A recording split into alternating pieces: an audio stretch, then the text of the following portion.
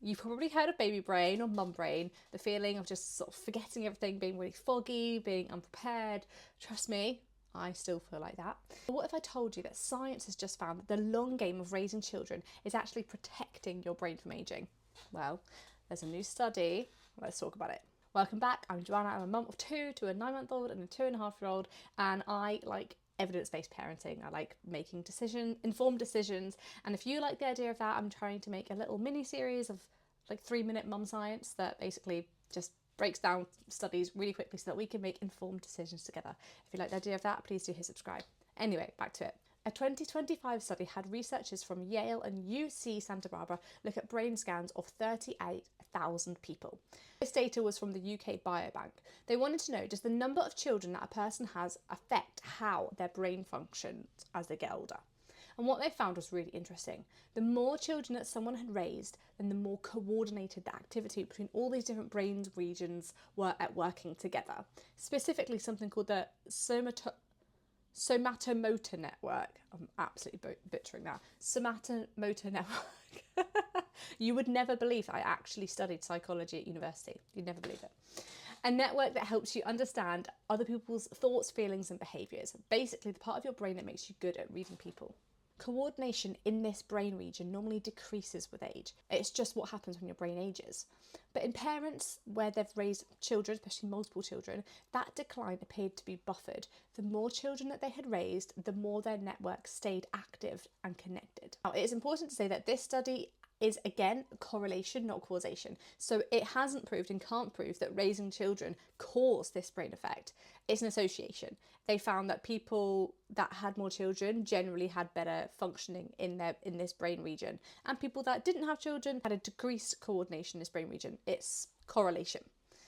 Other factors may have been involved as well. It didn't look at how parents raised these children or what kind of support they had. So there are so many other factors at play, but we do know that the more children that people have raised, the better this coordination between different brain areas. But this is something that's really compelling.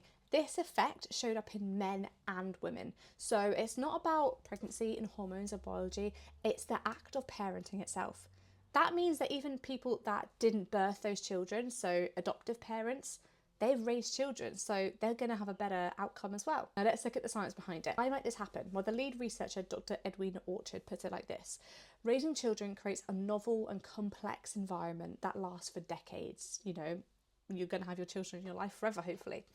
Complexity and novelty are exactly what the brain thrives on. So parenting requires something from your brain. You're constantly reading someone else's emotional state, guessing what's going to happen next, predicting, trying to mitigate emotional damage. I mean, literally, it's just problem solving all the time. I have a 2.5-year-old, so I'm very much in the thick of just negotiating tantrums and big feelings at the moment. So you're constantly evolving your parenting skills and strategies. Newborns' needs are completely different from toddler needs and from teenagers and children. Your brain doesn't ever get to coast. You can never just relax when you've got children. You're always being challenged. But it turns out that substantial cognitive challenge over a long period of time can actually keep your brain healthy and alive and much more resilient.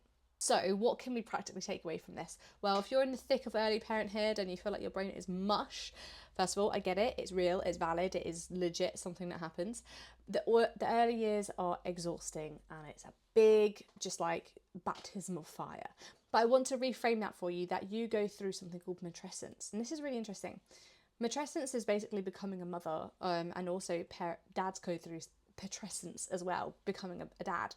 Just like adolescence, your brain goes through a profound reorganization when you become a mother or a father. Your identity, your body, relationships, your brain, everything changes. It's a transformation.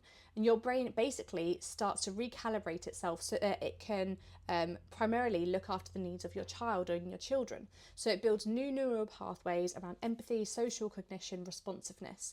So according to this research, they kind of actually go together, this idea of matrescence and this new research, to show that the process of sustained and complex caregiving can actually make the networks of your brain stronger and more connected for decades to come. The next time that someone makes a baby brain joke and you can actually tell them, science suggests it's actually a long-term investment, my brain health, I'm looking after her.